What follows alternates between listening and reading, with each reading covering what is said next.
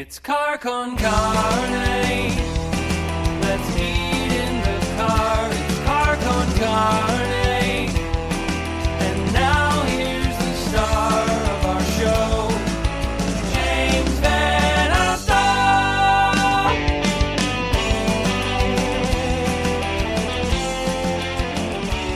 And welcome to it. It is Car con Carne, sponsored tonight by C&H Financial Services and our friends out in McHenry at Siren Records. I'm James Van Alstyne, and earlier today on Car con Carne, this is one you're going to want to watch or listen to. Kenny Johnson, who was on The Shield, who was on Sons of Anarchy, who was on Bates Motel, who is currently on SWAT. He was on Car con Carne, along with Brent Sopel, former Blackhawk, Stanley Cup winning Brent Sopel. It was a show done in conjunction with the Brent Sopel Foundation. That was a cool one that happened earlier today. Kenny Johnson talked about how he became the arm wrestling champion. That is for real. And he was trained by Heath Ledger's uncle to become an arm wrestling champion. Small world, I guess. Tomorrow night, singer, performer, killer piano player, producer Justice Hill will be on the show. Then Monday night on Car con Carne, if there ever was a Mount Rushmore of Chicago radio personalities, this guy's big mug would be on it. Kevin Matthews will be my guest on Monday night here in Car con Carne. Car con Carne, this is episode 595. We are inching closer to episode 600, and that is when my hope is to be back in the car for Car con Carne. I'm going to continue doing interviews like this, streamed online over StreamYard, which is what I'm using right now. I'd like to keep doing this because it's a great way for me to connect to people who can't jump in my car, but I'm also going to do podcast interviews from my car at local restaurants, brew pubs. We will again eat chicken tenders in my car and broadcast the carnage for you to see. That's all on the way. As for tonight, I am hopelessly outnumbered by brewers. It is 4-1 brewers versus podcaster tonight. I'm joined by members of the Dixie Highway Brewery Trail. I'm joined by Alan Cromwell of Blue Island Beer Company, Steve and Amy Camp of Evil Horse Brewing, and John Brand of Open Outcry Brewing. These are the heavies. These are like the big names in brewing on that part of the map. Nice to see you all. It's loud in one of your places. It might be Open Outcry. I can't tell. Might be me. I got a party going on. So all right, yeah, you are the troublemaker, Alan. No real surprise there. So let's start. This weekend is the second anniversary of the Dixie Highway Brewery Trail. Is that correct? That's correct. Yeah. All right. One of you take the lead and tell us what that is. Amy, take the lead. Well, I will. The Dixie Highway Brewery Trail was Alan's brainchild, and he graciously let me execute it. It's a group of breweries on the south side of Chicago. Amy, I'm gonna ask you to lean into whatever microphone you're using. So basically, Al had this idea to have a brewery trail with the breweries on the south side of Chicago. And so we got together a group of breweries, and we started the Dixie Highway Brewery Trail. Patrons can come to all 8 of the breweries in any order, and they have 6 months to do it. They visit each brewery. They get a stamp at each brewery when they buy a minimum of 1 beer, and when they're done with all 8, then they get a completion. All right. I think Steve and Amy might have a slightly less than perfect Wi-Fi connection, so I'm going to lean a little heavier on John and Alan. No disrespect to the camps. That's okay. All right, but we're glad you're here, believe me. All right, so long story short, to recap, Dixie Highway Brewery Trail, you've all teamed up. It's like the Avengers coming together. It's like Nick Fury has assembled you. Steve and Amy are Black Widow and the Hulk. Alan is Captain America, and John is Iron Man. And you've all come together as local brewers to embrace the community. And that's kind of where I want to go with this. I've said throughout the pandemic, and it was true before the pandemic, but our local craft breweries really are part of the pulse, the lifeblood of our neighborhoods. They really help define our neighborhoods. They're part of our neighborhoods. How important was it over the past year, especially for you all as owners, to lean on the community? How has the community supported you all through this time? James, it's been really amazing, the support from the local community. And, you know, at Christmas time, we did Beer Fest in a Box that Amy helped spearhead for all of us to put our products into one package that people could really show their support, and they could purchase it and they could pick it up at all the different breweries wherever it fit in. And they all showed up, the customers and fans, and it was really flattering at how well it all worked out. So how many breweries in total? Or, I'm sorry, John, why don't you answer the same question, please? Sure. So breweries and their tap rooms have come to replace taverns as that third place in communities. They become cornerstones of communities and places where people come and bring their family and their friends and family and drink local beer. And that support of small businesses and breweries, and especially in our community in Beverly Morgan Park, was amazing for the last 12 months. Since we've been open, we've been embraced as one of an important spot for our community, and they came out and supported us in the last 12 months. That's awesome. All right, so how many breweries in total are there as part of the Dixie Highway Brewery Trail? How many? There's 7 breweries and 1 distillery. That's awesome. Now, I'm assuming you all get along. I mean, there are 3 representative businesses here tonight. I've always kind of wondered if it is as communal on the business side as it is between the community, or if there is a little bit of headbutting or rivalry. No headbutting. No rivalry. No, it's very collaborative, and we're working on a really cool event with.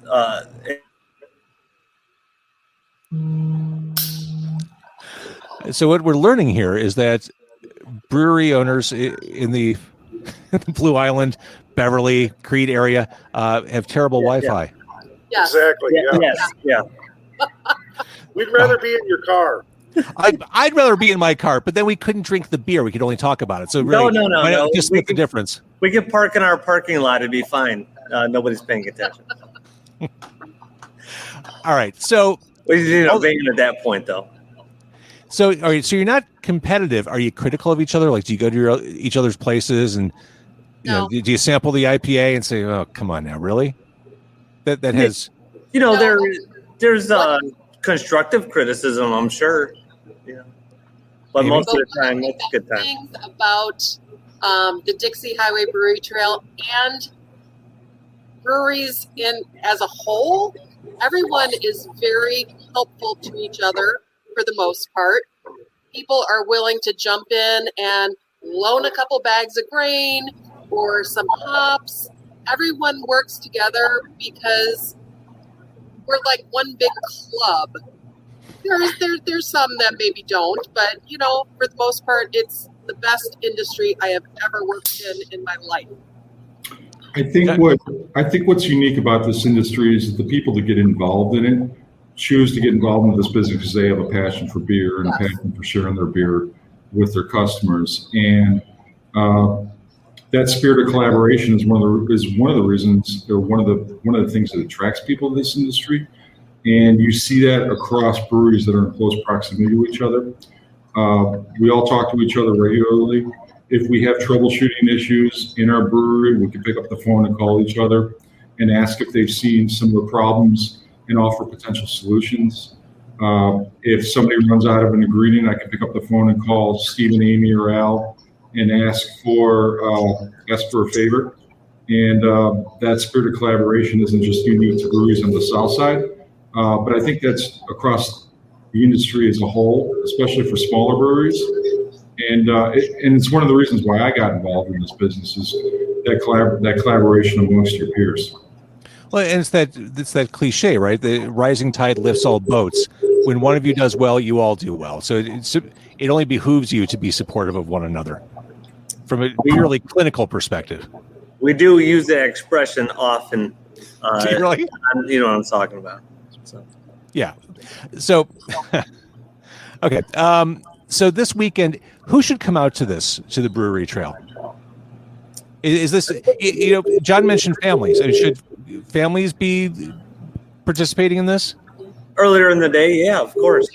12 to 7 o'clock is a good time for families who might drink together and if there's small children around. But the opportunities that we've seen in all of our places when, now you have a 50-year-old parent element with 25-year-old kids who just graduated college. We see it often that they're hanging out in like-minded settings, and they really enjoy the epicenters of culture that we are at our breweries. So I think every brewery on the tour on the trail is family friendly and welcomes families and kids. Some are accommodating to pets and dogs as well. But you might want to call ahead and double check, because some of us also serve food. And pets might not be welcome, but many are, and most will accommodate children. So really, the best advice you could probably give this weekend is it's a marathon, not a sprint. Precisely. Especially when you bring food into the conversation. Like, you really need to prepare yourself for a day and not be dumb. Be able to enjoy the first stop and the last stop. Right. That's why we give people 6 months to complete the trail to get their completion prize. So they're not thinking they have to do it all in one weekend. Got it. Oh, see, now that makes sense. I think I was missing that part. Yeah. Like, this is awfully ambitious. Okay. No. Well, it really is set up in legs that you can do Horse Thief, Open Outcry, and ourselves one weekend. You can make another date weekend and do Flossmoor Station and Evil Horse. And then another weekend that takes you out to Rabbit Brewing, Thornton Distilling, and One Trick Pony out in Lansing. Now like you got your date nights all figured out, whether you're married or just trying to court somebody. This is awesomely fun. So for people who are, since I have your 3 breweries on this call, great opportunity. What's the best get them in the door and keep them there beer you have? What's the one thing we should try when we walk in? I'll start with you, Al. Of course, I'd like to tell you about the Five Bridges German Kolsch. It's a quintessential flavored beer, and it's what we're best known for. All right, John, we're going to Open Outcry. What are we starting with? Our best seller is the Speculator Cream Ale. The Cream Ale, just like the Kolsch of Blue Island, is a beer that accommodates the palate of many. It's crisp, it's easy to drink, it's moderately sweet, highly carbonated, and an easy drinking guzzler. All right, so we're heading over to Evil Horse next. Our best-selling beer is an American wheat beer called Downtown Hottie. It's a third wheat malt, a third Pilsner malt, and a third two-row brewer's malt. Lightly hopped in similar style to the other 2 beers. Just sort of a crisp, easy drinking beer. But I would recommend, we have a really nice pale ale called Sergeant Reckless that has a cool story along with it. And I don't know, we've got 14 choices to bring in the door. So, well, Steve, you can't say there's a good story and then not tell the story. Okay, so Sergeant Reckless is one of the top 100 Marine war heroes of all time.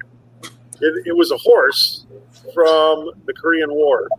The horse actually had the rank of staff sergeant, was involved in a battle where it had to go from the camp to the front lines 58 times by itself, was shot twice, has 2 Purple Hearts. Look up Sergeant Reckless. It's a really cool story. I love that. Yeah, John was talking about how the people who own breweries, you all, very passionate, very excited about what you do, and excited about sharing that. I think one of the many appeals to us, the consumers, of going to craft breweries, to me, it's like indie rock. It's like kind of being at that ground level. Like I can talk to the people making the stuff I consume. There's the barrier is low. Like I can embrace this and be part of it, and it's a more reflexive relationship than dealing with a macro brew.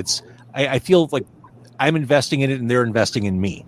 And it's the same thing as indie rock. I can go to a small club and feel that with the band I see there. It's the same feeling, I think. Yep. James, I've said it often. It's the new punk rock. Like, a lot of those people, having grown up through those decades of, being on the the cutting edge or on the fringe, like started finding a home for all that, in craft beer. And, now we're carrying on some of those ethics with everything that we do and the way we host people. And, there's the big mass breweries or restaurants and chain stuff that you can go to. But, so many folks grew up with the same punk rock ethics that they want to go support somebody that they can see and they can buy the T-shirt from. Yeah, you can feel like you're making a difference, and in return, you're getting something awesome. Yeah. Well, I also think that a lot of breweries entrench themselves in their local communities. They do. They participate in all charitable events. They become part of the local school system.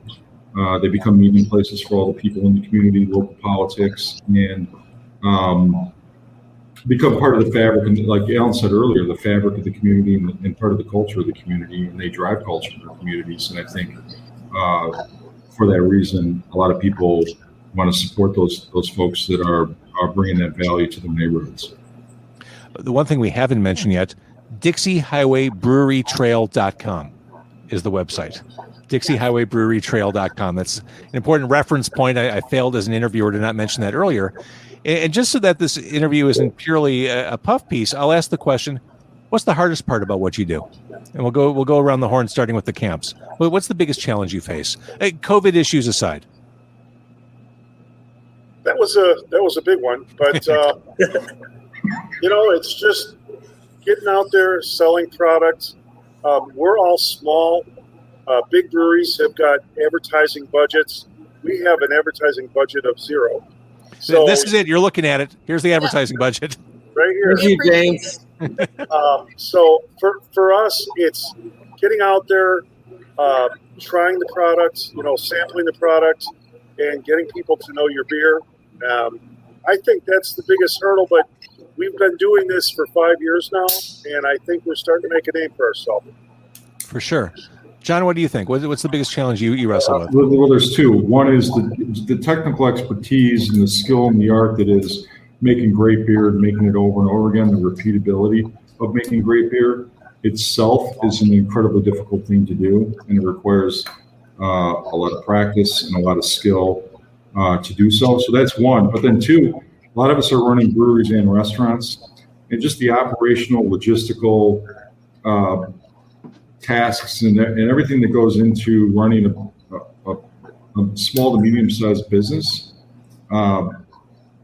It's a challenge. Everything from payroll to expenses to getting people to walk through the door, making sure you're providing exceptional service. You feel like you're the Dutch boy sticking your fingers in the dike every day, keeping the whole thing together.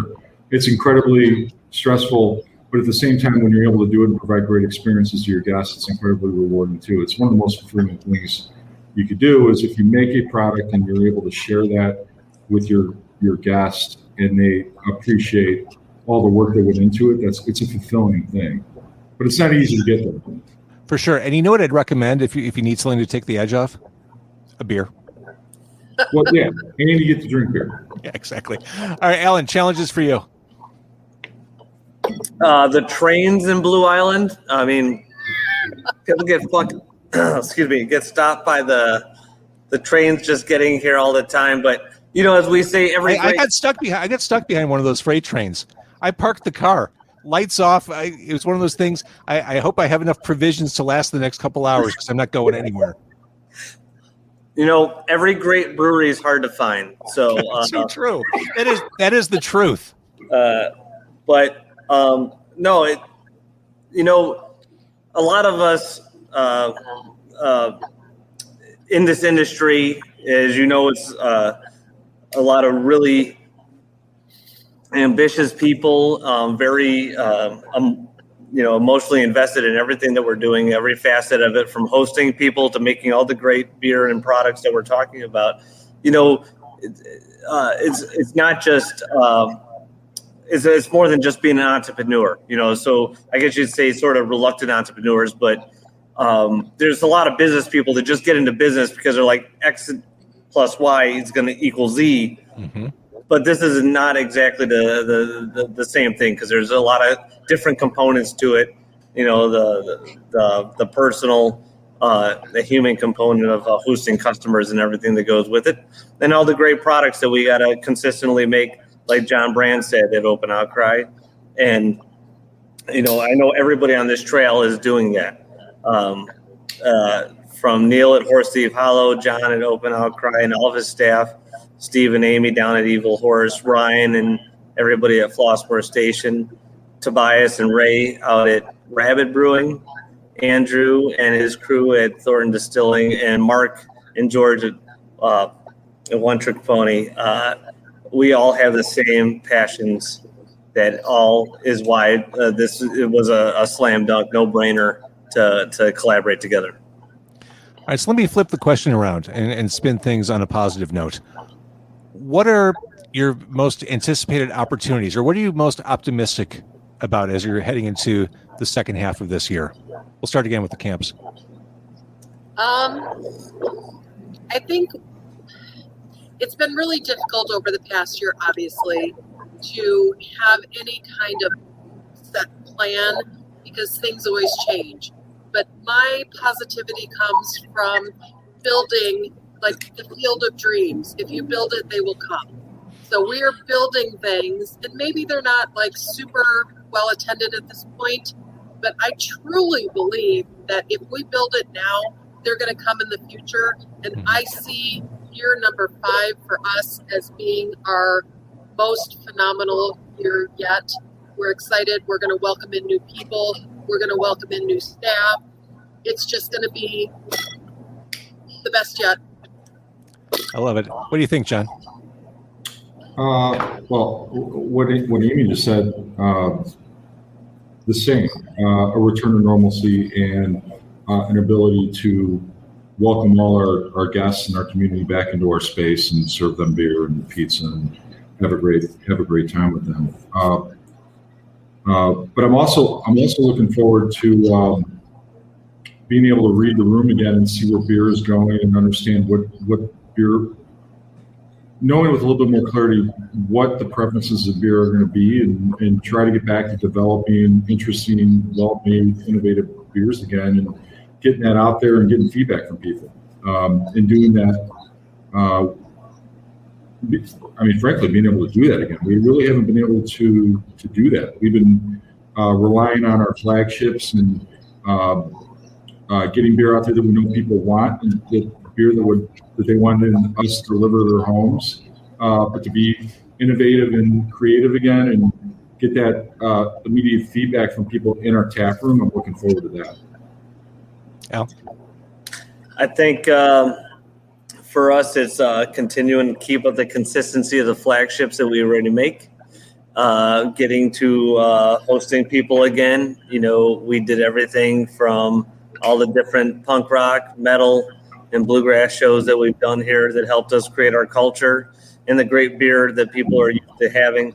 But just hosting and people and the good times that, you know, we've shared so many birthday parties and retirements and unfortunately sometimes memorials, but it means a lot to people. And like I said, the fabric of being part of the, you know, the everyday culture that you've become, that's been hard the last year, not being around for that stuff. Or when I've been getting emails recently, like, when are we going to get back to being able to host these special events in people's lives, and know that and how good they've been for other folks, and that you haven't been able to do it for the last year, and when you're going to get back to doing it. And I think we're so close. Around. Yeah, and we're in the 9th inning. Yeah. You know? So James, if I could add one thing, as the trail as the whole, the one thing that we're really looking forward to is being able to do our Oktoberfest again.